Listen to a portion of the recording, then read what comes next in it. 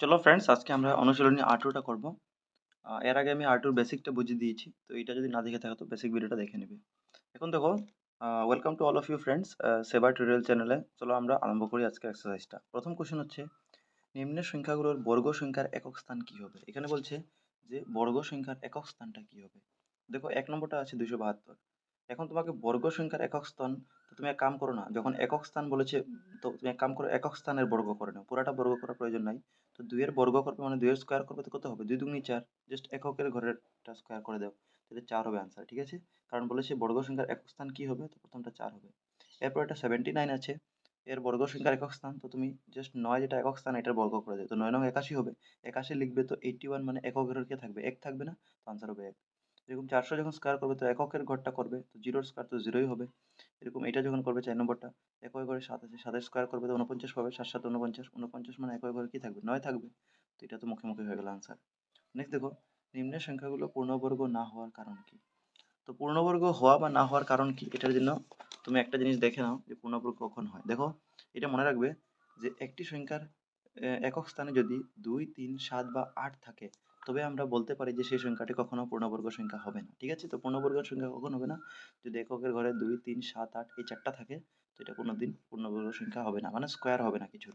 আর পূর্ণবর্গ হবে কখন, এটা আমি বেসিকে বলেছিলাম যে 0 1 4 5 6 বা 9 এই সংখ্যাগুলো থাকলে এটা বর্গ সংখ্যা বা পূর্ণবর্গ সংখ্যা হবে। ঠিক আছে, তো হবে না 2 3 7 8, এটা মনে রাখো।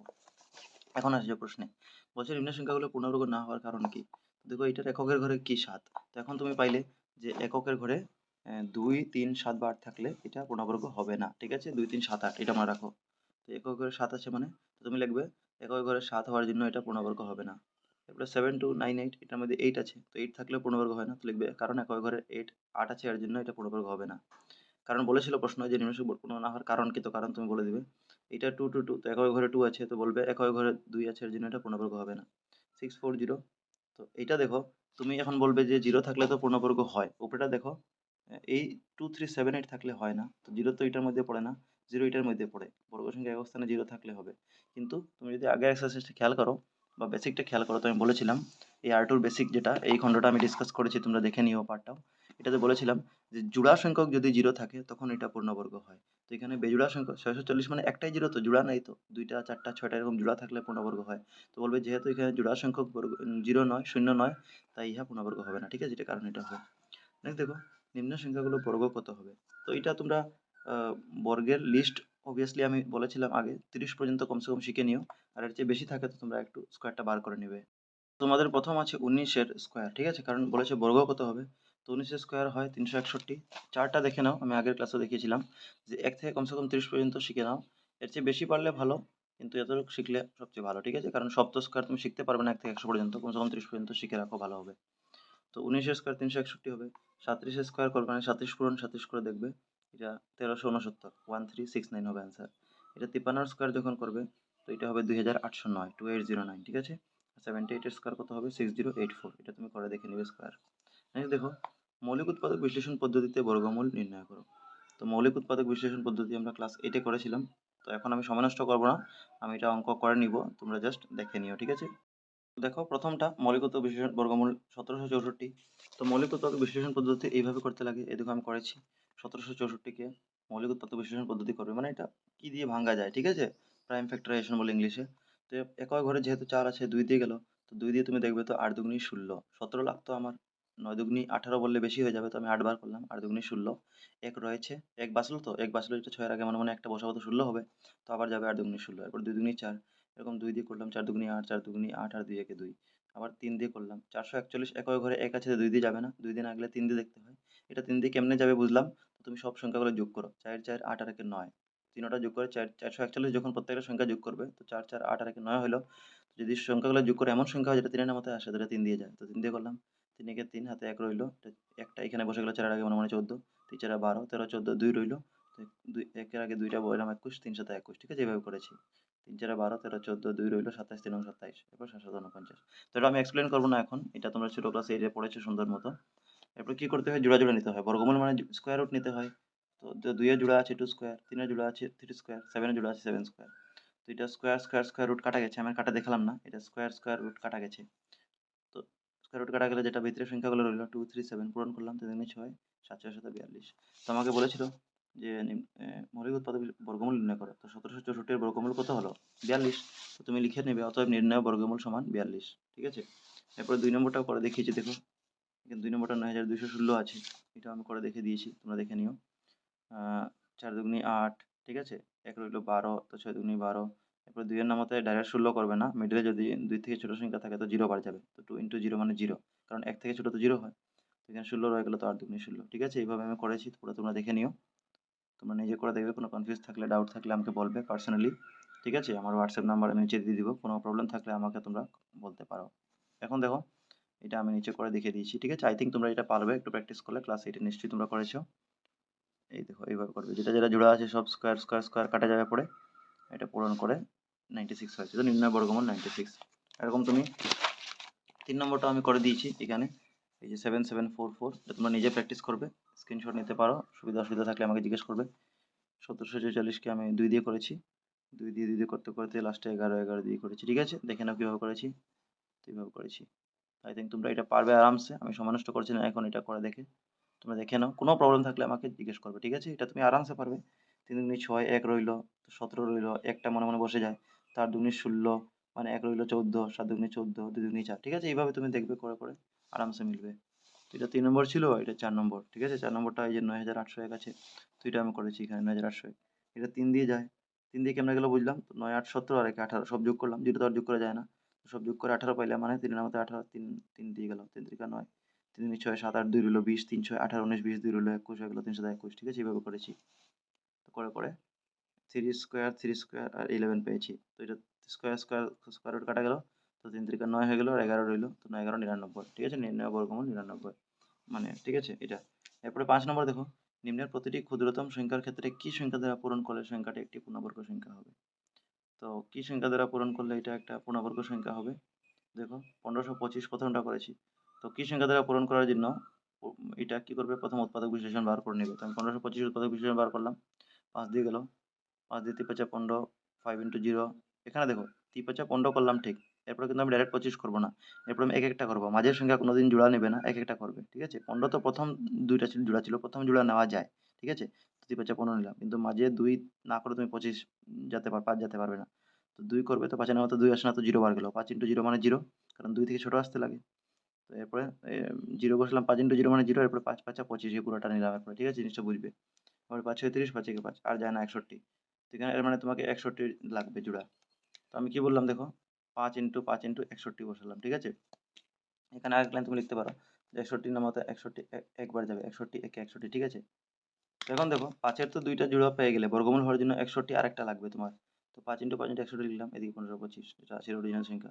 তো 5 স্কোয়ার লিখলাম দুইবার, 61 একটা আছে, ইন্টু দিয়ে ড্যাশ দিলাম, মানে আরেকটা যেটা নতুন নিয়েছি ড্যাশ দিয়ে বুঝালাম যেটা নতুন আছে। ঠিক আছে, তার জোড়া এদিকে জোড়া নিলাম।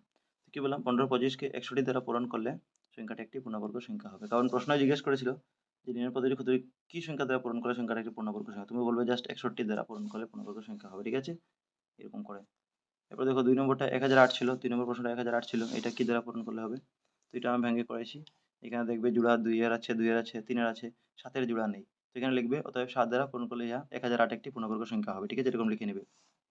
3 নম্বরটা দেখো 2028, এটাও করেছি। এখানে দেখবে আমি 2 এর 2 জোড়া পেয়েছি, 13 এর 2 জোড়া, মাঝে 3 এর জোড়া পাইনি। ঠিক আছে, তো সংখ্যাটাকে 3 দ্বারা পূরণ করলে 2028 একটা পূর্ণবর্গ সংখ্যা হবে, এটা লিখে নেবে। এরপরে এরকম লাস্টেরটা, এখানে 2 2 জোড়া পেয়েছি, 2 জোড়া পেয়েছি 2, লাস্টে এখানে 6 আসবে, তো 3 দুগুণে 6 হবে, এরপরে 3 একে 3, তো মানে 3 এর জোড়া পাবে না, তো এটা 3 দ্বারা পূরণ করলে এটা একটা পূর্ণবর্গ সংখ্যা হবে, তুমি দেখবে করে করে। ঠিক আছে, 3 দ্বারা পূরণ করবে। তো 4 নম্বরটা এই যে 9801, যেটা সরি যেটা আমি কোনটা, হ্যাঁ 768 বলছি। তো তুমি দেখে নেবে, এটা সোজা আছে, আমি বেশি লম্বা করে এক্সপ্লেন করছি না, আমি এক্সপ্লেন করেই দিয়েছি মোটামুটি, তোমরা আই থিঙ্ক বুঝেছো। অসুবিধা থাকলে কাইন্ডলি জিজ্ঞেস করবে। এরপরে প্রশ্নটা দেখো, এটা থেকে এটা জাস্ট উল্টা। আগেরটা বলেছিল ক্ষুদ্রতম সংখ্যার ক্ষেত্রে কি সংখ্যা দ্বারা পূরণ করলে, আর এটা বলেছে কি সংখ্যা দ্বারা ভাগ করলে, সেমই আছে, তাহলে একটা নতুন সংখ্যা পাবে, এটা ভাগ করে নেবে। তো 468 আছে। ঠিক আছে, 1 নম্বরটা দেখো, এটা আমি করে দিয়েছি তোমার সুবিধার ক্ষেত্রে, যাতে টাইম বাঁচে, আমাদের টাইমটা আরামসে আমরা অন্যদিকে ব্যবহার করতে পারি। 468 দেখো, তোমাকে বোরিং না লাগে, আরামসে তুমি দেখে নিবে। 2 দুগুণে 4, 3 দুগুণে 6, 4 দুগুণে, এটা ভেঙে তুমি দেখবে 2 এর জোড়া পেয়েছি, 3 এর জোড়া পেয়েছি, 13 এর জোড়া নাই। তো আমরা লিখলাম 2 স্কোয়ার × 3 স্কোয়ার × 13, নতুন 13 একটা জোড়া পাইলাম, ড্যাশ দিলাম। তো 468 কে 13 দ্বারা ভাগ করলে ইহা একটা পূর্ণবর্গ সংখ্যা হবে, কারণ প্রশ্নে বলেছিল যে কি সংখ্যা দ্বারা ভাগ করলে একটি পূর্ণবর্গ সংখ্যা হবে, তো তুমি 13 দ্বারা ভাগ করলে 468 একটি পূর্ণবর্গ সংখ্যা হবে, এটা লিখে নিবে বাস। 2 নম্বরটা করেছি, 1584 ছিল প্রশ্ন, তুমি করে দেখবে তো এখানে 11 জোড়া পাবে না, তো বলেছি 1584 11 দ্বারা ভাগ করলে ইহা একটা পূর্ণবর্গ সংখ্যা হবে। এরকম 3 নম্বরটা দেখবে, এই যে এটা 2645, এটা আমি করে দেখেছি, 5 দিয়ে প্রথম করেছি, 529 এসে গেল, 529 কিছু দিয়ে যাবে না, 23 দিয়ে যাবে, 23 এর স্কোয়ার হয়, তো 23 × 23 529, এবার 23 কে 23, 23 এর দুইটা জোড়া পেয়ে গেলাম, কিন্তু 5 এর একটাই জোড়া পেলাম, মানে 5 লাগবে, তো অর্থাৎ 2645 কে 5 দ্বারা ভাগ করলে একটা পূর্ণবর্গ সংখ্যা হবে, ঠিক আছে। এবার লাস্টেরটা 1620, এটা তুমি দেখবে 2 2 3 3 জোড়া, 5 এর জোড়া লাস্টে পাবে না, একটাই পাবে, তো 1620 কে 5 দ্বারা ভাগ করলে একটা পূর্ণবর্গ সংখ্যা হবে। তাই থিঙ্ক তোমরা এই জিনিসটা বুঝে নিয়েছো যে আমি কিভাবে করলাম এটা ভাগ হওয়ার জন্য। এখন নেক্সট প্রশ্ন দেখো, বলছে একটা সৈনিক ক্যাম্পে 1764 জন সৈনিককে বর্গাকার রূপে এমনভাবে দাঁড় করানো হলো যাতে দৈর্ঘ্য এবং প্রস্থের সারিগুলোতে সমান সংখ্যক সৈনিক থাকে। প্রত্যেক সারিতে কতজন সৈনিক ছিল? তো এখন দেখো জিনিসটা আমি তোমাদেরকে খাতায় লিখে বুঝিয়ে দিয়েছি, তোমরা একটু দেখে নিবে। দেখো এখানে এই যে এটা বর্গাকার আছে, বর্গাকার মানে কি, যার চারদিক সমান, তো চারদিকটা আমি এক্স ধরে নিয়েছি দৈর্ঘ্যটা, ঠিক আছে, মনে মনে। তো আমি লিখলাম যে দেওয়া আছে মোট সৈনিকের সংখ্যা 1764, এটা প্রশ্নে দেওয়া আছে। দৈর্ঘ্য এবং প্রস্থে থাকা সৈনিকের সংখ্যা, অবভিয়াসলি প্রশ্ন বলে দিয়েছে যে এমনভাবে দাঁড় করানো হলো সারিতে 1764 জন সৈনিককে যাতে বর্গাকার রূপে দাঁড়াবে, ঠিক আছে, এরকম চারদিকে, যাতে দৈর্ঘ্য এবং প্রস্থের সারিগুলোতে সমান সংখ্যক সৈনিক, দৈর্ঘ্য আর যেটা প্রস্থ আছে এটা সমান থাকবে, এই জন্য লিখলাম যে দৈর্ঘ্য এবং প্রস্থে থাকা সৈনিকের সংখ্যা এক্স, ঠিক আছে, কারণ সমান হবে সব দিকে। তো প্রশ্ন মতে, এখন দেখো ফ্রেন্ডস, এটা একটা জিনিস বুঝবে কেমনে, কেন এটা প্রশ্ন মতে আমি এক্স পূরণ এক্স সেকেন্ডে 1764 লিখলাম। এখন দেখো 1764 জন তুমি কি করবে, এই যে বর্গাকার সারির মধ্যে চারোদিকে এই এরিয়ার মধ্যে বসাবে, তো তো তুমি বলতে পারো যে বর্গের কালি বা বর্গের ক্ষেত্রফল, তো বর্গের কালির ফর্মুলা কি হয়, এটা হয় যে বাহু স্কোয়ার, ঠিক আছে, বর্গের কালি কি হয়, বাহু স্কোয়ার, তো ধরে নাও এখানে লিখলাম যে বর্গের কালি সমান বাহু স্কোয়ার, তো বাহু স্কোয়ার মানে কি, প্রত্যেক বাহু তুমি এক্স ধরেছো, তো বাহু ইন্টু বাহু মানে দৈর্ঘ্য ইন্টু প্রস্থ ধরে নাও, বাহু স্কোয়ার মানে কি এক একটা বাহু, তো একটা এক্স দৈর্ঘ্য একটা প্রস্থ এক্স, তো এক্স ইন্টু এক্স লিখলাম, ঠিক আছে, কালি ধরে নাও বাহু স্কোয়ার, এগুলো 1764 যেটা অরিজিনাল কালি ধরলাম ধরে নাও, কারণ এটা তো মিটার সেন্টিমিটার দেওয়া নাই, তো ধরে নাও এটা কালির কাজ করছে, তো এই জন্য লিখলাম প্রশ্ন মতো এক্স ইন্টু এক্স হলো 1764, ঠিক আছে। তো দুইটা এক্স আছে, স্কোয়ার হয়ে গেল, তারপরে স্কোয়ারটা দিয়ে রুট হয়ে গেল, এখন এক্স আমি 1764 দেখো বাইরে আমি বার করে দিয়েছি উৎপাদক বিশ্লেষণ করে, 1764 কার স্কোয়ার, তো 1764 আমরা মৌলিক উৎপাদক বিশ্লেষণ পদ্ধতি আমি বার করেছি, দেখো এখানে 42 হয়েছে, তো এক্স এর ভ্যালু 42। তো লাস্টের একটা লাইন লিখে দিবে, কারণ প্রশ্নে বলেছিল যে প্রত্যেক সারিতে কতজন সৈনিক ছিল, তুমি বলবে অতএব প্রত্যেক সারিতে 42 জন সৈনিক ছিল, এটা বলে দিবে, ঠিক আছে।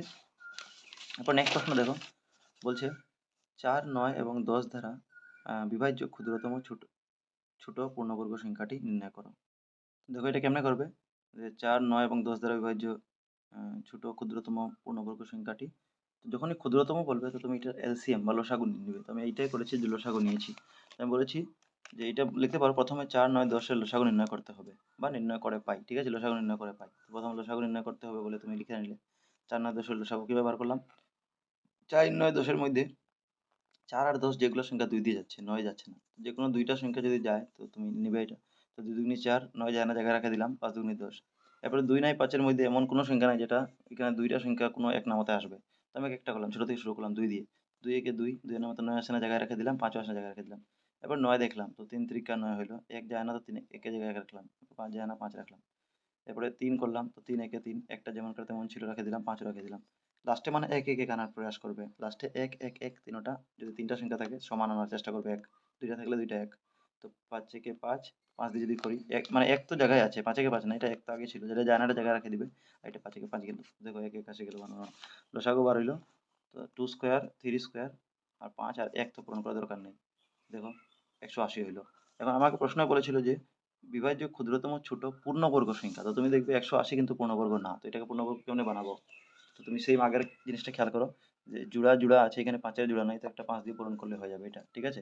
তো এটাই বললাম, এখন 180 একটি পূর্ণবর্গ সংখ্যা নয়, তাই উভয় পক্ষকে 5 দ্বারা পূরণ করে, বা এটা না লিখলে তুমি লিখবে 180 পূর্ণ, তাই ইহাকে একটা পূর্ণবর্গ সংখ্যা পূর্ণ সংখ্যা প্রকাশ করতে হবে, এরকম লিখতে পারো, ঠিক আছে, বা উভয়কে 5 দ্বারা পূরণ করলে আমার মতো লিখতে পারো। তো আমি কি করলাম, 180 কে 5 দিয়ে পূরণ করলাম, ঠিক আছে, আর সমান লসাগু লিখলাম, মানে লসাগুটা এটা ছিল, এটা সমান লসাগু বা লসাগু সমান এটা লিখতে পারো, একই কথা। তো এটা করলাম 180 দিয়ে 5 পূরণ 900, আর এটার জায়গায় আমি লসাগু লিখলাম, কারণ দেখো লসাগু মানে তো এটা বার করেছিলাম, তখন আমি লিখে দিলাম অতএব 4 9 10 দ্বারা বিভাজ্য ক্ষুদ্রতম ছোট পূর্ণবর্গ সংখ্যাটি 900, কারণ 900 একটা পূর্ণবর্গ সংখ্যা, কারণ 900 30 এর স্কোয়ার হবে, এর জন্য এটা পূর্ণবর্গ সংখ্যা হবে, ঠিক আছে। তো আমাকে প্রশ্ন জিজ্ঞেস করলো যে ছোট পূর্ণবর্গ সংখ্যাটি নির্ণয় করো, তো এটা হবে 900, ঠিক আছে। এখন দেখো খেয়াল করবে প্রশ্নটা একটু পাল্টে দিয়ে দিবে কোনো সময়। পূর্ণবর্গ সংখ্যা না বলে বলবে যে সেই বর্গ সংখ্যাটি কি? তখন বলবে 30 কিন্তু। এখানে পূর্ণবর্গ সংখ্যাটা যেটা জিজ্ঞেস করেছে তো 900 বললাম। এখন দেখো ভাগ পদ্ধতিতে বর্গমূল নির্ণয় করো। তো এটা আমরা ক্লাস 8 এ আমরা করেছি আগের ক্লাসে। ভাগ পদ্ধতিতে বর্গমূল 2116। দেখো ভাগ পদ্ধতিতে বর্গমূল এরকম করে ভাগ চিহ্ন দিয়ে দিবে। তো যেটা বলেছে প্রশ্ন 2116 লিখে নিলাম। আমি একটু নিয়মটা বুঝিয়ে দিচ্ছি তোমাদের প্রথমে। তো দেখো এটা নিয়ম কি? তো তুমি ডাইন দিক থেকে জোড়া দেখবে। এই দিক দিয়ে এই যে এই একক দশক দিকে গনে এদিকে লেফট দিকে যাবে এই রাইট থেকে। তুমি জোড়া জোড়া নিবে থাকলে। এই এক জোড়া আরেক জোড়া। যদি জোড়া থাকে তো ভালো, জোড়া না থাকলে বেজোড়া নিতে হয়। তো তুমি 21 পাইলে। এখন তোমার নিয়ম যে কি সংখ্যার স্কোয়ার বলবে, তো 21 হবে বা 21 থেকে কম। তো তুমি 4 এর স্কোয়ার নিবে, তো 4 4 16। 5 নিতাম তো 5 5 25, 21 থেকে বেশি হয়ে যেত। এর জন্য তোমাকে ছোট সংখ্যা লাগবে বা সেই সংখ্যাই লাগবে। তো 21 তো কোনো স্কোয়ার আসে না, তো এর থেকে ছোট আসে, 4 4 16 নিলাম। এখন 16 যে আসলো এরপরে আমি যেই 4 4 16 লিখে নিলাম, এরপরে তুমি নিচে আসে যাও, এরপরে বিয়োগ করতে হয়। 21 থেকে 16 গেলে 5, ঠিক আছে।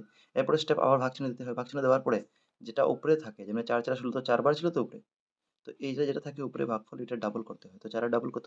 4 এর ডাবল 8 হলো। ডাবল করার পর একটা ড্যাশ দিতে হয়। আমি জাস্ট নিয়মটা বলে দিচ্ছি একটু। ড্যাশ দিতে হয়। এখন ড্যাশের মধ্যে এমন একটা সংখ্যা বসাবে, ঠিক আছে? যে সংখ্যাটা সেম সংখ্যা এখানেও তুমি বসাবে। আর এই ২ টা পূরণ করে, মানে এখানে তো আগে থেকে ৮ ছিল। ড্যাশে যদি কোনো সংখ্যা বসাও তো এই ডাবল এই দুটোটা তোমাকে একসঙ্গে দেখতে হবে। এই দুটোটা আর এখানেও সেম সংখ্যা বসাবে। মানে এখানে ড্যাশে যেমন ৬ বসিয়েছি, এখানে ৬ বসিয়েছি।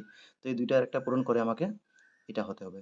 এটা কেমনে? মানে ২১ থেকে ১৬ গেলে তো তোমার ৫ ছিল। আর যেটা জোড়া আছে, জোড়া একসঙ্গে নামাবো কিন্তু ১৬ নামালাম। তো আমি এখানে যদি ৬ বসাই মনে, মনে এখানে ৬ বসাই, তো ৮৬ আর ৬ পূরণ করলে ৫১৬ হয়ে যায় 0। ঠিক আছে?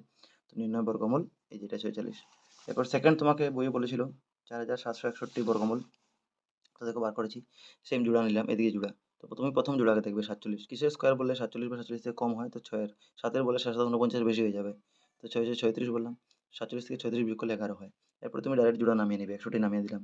এরপরে যেটা উপরে পেয়েছিল যে ৬ ৬ ৩৬ তো ৬ পেয়েছিলে। তো ৬ ডাবল করো। ৬ ডাবল করলে কত হয়? ১২ হয়। এরপরে ডাবল করার পর একটা ড্যাশ দিবে সবসময়। ড্যাশ দিবে কিন্তু সেকেন্ড লাইন থেকে ড্যাশ শুরু হয়। ড্যাশের মধ্যে এখন কি সংখ্যা বসাবে? আর উপরে কি সংখ্যা বসাবে? সেম বসাবে। এটা ভাবে এখানে সেম বসাবে। যে এই ৩টা, এখন ৩টা আছে সংখ্যা আছে। কারণ এখানে ১২ আছে। কারণ তুমি ৬ এর ডাবল করেছো ১২। আগেরটাতে কি ছিল? আগেরটাতে ছিল ৪ এর ডাবল ৮। তো তুমি ড্যাশে একটা সংখ্যা রয়েছিল, তো এখানে ২ টা সংখ্যা হতো। কিন্তু এবারে দেখো ৬ এর ডাবল আমি ১২ করলাম, তো আগে থেকে ২ টা সংখ্যা আছে, ড্যাশে বসাবে, তো তোমার ৩ টা সংখ্যা এখানে হয়ে যাবে। তো এই ৩ টা সংখ্যার এটা একটা সংখ্যা যেটা বসাবে, অবভিয়াসলি ড্যাশ আর ড্যাশ সেম হবে। এটা সেম হতে লাগবে। তো ৩ টা আরেকটা পূরণ করে এখানে হতে লাগবে। দেখো আমি ৯ যদি বসাই মনে, মনে, তো ১২৯ দিয়ে ৯ পূরণ করলে, মানে এই যেটা ড্যাশে যেটা সংখ্যা বসাবে না, এটা বেসিক্যালি ১ থেকে ৯ পর্যন্তই কোনো সংখ্যা হবে, এর চেয়ে বড় না। ঠিক আছে? তুমি ১ ২ ৩ ৪ ৫ ৬ এরকম করে দেখবে। কোনো সংখ্যা এমন হবে যেটা পূরণ করে, নিশ্চয়ই হবে এটা। তোমার বর্গমূল ৬৯ বার হলো। এরকম ৩ নম্বর তুমি করে দেখো। সেরকম ৩ নম্বর তুমি করে দেখবে। ৩ নম্বর প্রশ্ন তো তোমার আছে ৫৭৬। ৫৭৬ বর্গমূল নির্ণয় করো ভাগ পদ্ধতিতে। তো ৫৭৬ দিলাম। এখন দেখো এটাতে ডান দিক দিয়ে আমি বলেছিলাম জোড়া নিতে। প্রথম জোড়া নেবে সবসময়। এরপরে যদি জোড়া না পাও তো বেজোড়াই ধরবে। এখন বেজোড়া আছে, যেটা জোড়া নাই।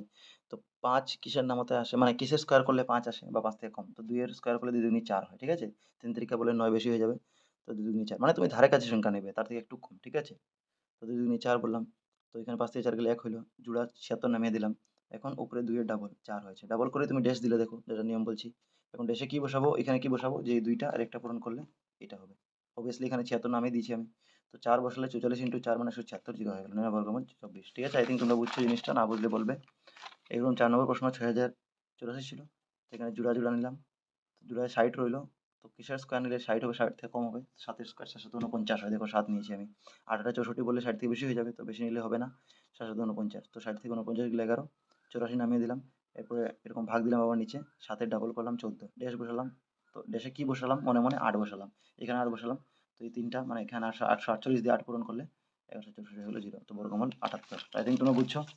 এরপরে প্রশ্ন দেখো। আবার বলছে নির্ণয় দশমিক সংখ্যাগুলোর বর্গমূল নির্ণয় করো। তো এখানে ভাগ পদ্ধতি বলেছিল।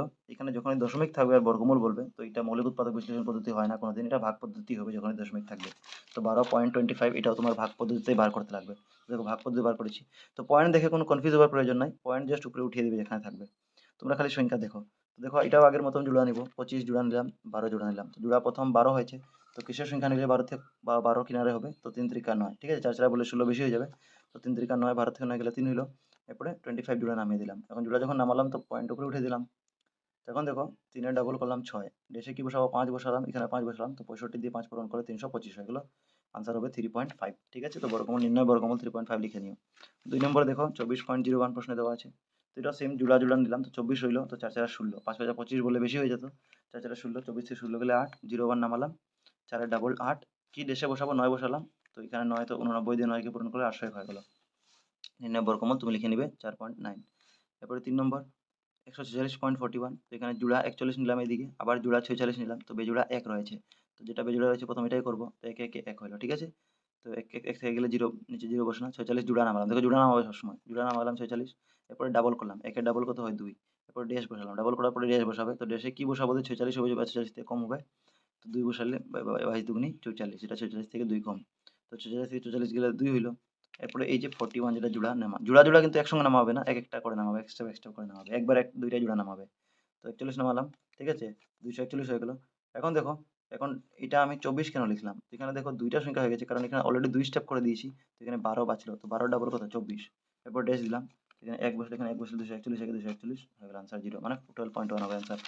এবার 4 নম্বরও সেম 102.01 কেমনে করলাম, তো সেম জোড়া নিলাম, 02 জোড়া নিলাম, এখানে 1 লাস্টে জোড়া বাজবে, তো 1 1 1, 1 থেকে গেলে 0, এরপর যেটা জোড়া তুমি নামাবে নিচ্ছে, তো এখানে জোড়া 02 আছে, তো জোড়া নামালাম, 02 নামালাম। ঠিক আছে, 02 অবভিয়াসলি কিছু না, কারণ বামে 0 মানাতে এটা খালি 2 আছে, 0 নাই, তবু আমি নামিয়ে দিলাম, দেখে দিলাম। এখন একে ডাবল করলাম 2, ব্র্যাকেটে কি বসাবো, মানে ড্যাশে কি বসাবো, ড্যাশে কি বসাবো, যে 2টা পূরণ করলে এটা 2 হবে, এটা 20 না কিন্তু, এটা 02 মানে খালি 2, তো যদি তুমি 0 বসাও তখন এখানে 0 বসাতে হবে, তো 20 ইন্টু 0 মানে 0 হবে, যেটা 2 থেকে কম, যদি 1 বসাতাম তো এটা 21, একে 21, তো 2 থেকে অনেক বড় হয়ে যেত, এর জন্য 0 বসালাম। ঠিক আছে, তো এটা বুঝবে, তো 2 থেকে 0 গেলে 2 থাকবে, 0 তো আর বিয়োগ হয় না 2 থেকে, তো 0 2 হলো, 2 থেকে 0 গেলে। এখন জোড়া যেটা 01 এটা নামালাম, পয়েন্টটা উপরে উঠে দিলাম, তো এখানে 10 এর ডাবল করলাম, দেখো এখানে দুইটা সংখ্যা হয়ে গেছে, তো 10 এর ডাবল 20, ড্যাশ বসালাম, এখানে 201 লাগে, তো 1 বসাইলে আমার 201 একে 201 হয়ে গেল। তো আই থিঙ্ক তুমি জিনিসটা বুঝেছো। এখন দেখো, এখন অঙ্কগুলো তো সোজা, বাকিগুলা এমসিকিউ টাইপের, প্রতিটা প্রশ্নের উত্তরে 4টি দেওয়া আছে, শুদ্ধ উত্তর লিখবে। নিম্নের কোন সংখ্যাটি অযুগ্ম সংখ্যার বর্গ, তো তোমরা বর্গের লিস্ট শিখেছিলে, এটাতে 169 তোমরা নিশ্চয়ই পেয়েছো, 13 স্কোয়ার, আর 13 যেটা একই ঘরে 3 আছে মানে অযুগ্ম সংখ্যা, তো আনসার এটাই হবে। ঠিক আছে, এখন দেখো নেক্সট, নিম্নের কোনটির একক স্থানে 1 থাকবে, তো 19 স্কোয়ার যখন করবে তো 9 নং 81 হয়, একক ঘরে এটা স্কোয়ার করো। ঠিক আছে, তো 9 বা 19 স্কোয়ার তোমরা এমনিও জানবে যে কত হয়, 361, তো 61 মানে একই ঘরে 1 আছে মানে অযুগ্ম, তো নিম্নের কোনটি একক স্থানে 1 থাকবে, তো আনসার এটাই হবে। 34 স্কোয়ার 4 স্কোয়ার করতে 4 4 16, একক ঘরে 6 থাকে, এটা হবে না বাকিগুলা। 18 স্কোয়ার এবং 19 স্কোয়ার মধ্যে কতটি স্বাভাবিক সংখ্যা আছে, তো এটা আমরা বেসিকেও করেছিলাম, R2 চ্যাপ্টার বেসিক, যেটা এর আগের ভিডিও করেছি, তোমরা দেখে নেবে প্লেলিস্টে, তো এখানে আমি বুঝিয়ে দিয়েছিলাম যে দুইটা লাগালাগি সংখ্যা যদি স্কোয়ার থাকে তো ফর্মুলা কি হয়, ফর্মুলা হয় 2n, মানে 2 ইন্টু n মানে যেটা ছোট সংখ্যা আছে 18, তো এটা 2 ইন্টু 18, 18 দুগুনি 36, মানে আনসার হবে 36। ঠিক আছে, ফর্মুলা হচ্ছে 2n, এখানে n বলতে ছোট সংখ্যাটা, তো 18 ছোট আছে, 18 19 এর মধ্যে, তো 18 দুগুনি 36। নিম্নের কোনটি বর্গ সংখ্যা নয়, তো এখানে তুমি দেখবে তো আনসার এটা হবে, কারণ 524 স্কোয়ার, এটা 21 স্কোয়ার, আর এটা 27 স্কোয়ার, তো এটা কোনো স্কোয়ার নাই, আনসার হবে 572। রুট ওভার 2025 ইকুয়াল টু 45 হলে রুট ওভার 20.25 এর মান কি হবে, তো দেখো এইটার এটা সমানই আছে, বেশ কম কি, এখানে পুরা সংখ্যাতে 45 বললাম, এখানে মাঝে পয়েন্ট বসিয়ে দিয়েছি, তুমি এটার মাঝে পয়েন্ট বসিয়ে দেও না, মানে আনসার হবে 4.5, আনসার কত হবে 4.5। তো এটার সঙ্গে চ্যাপ্টার শেষ হয়ে গেল।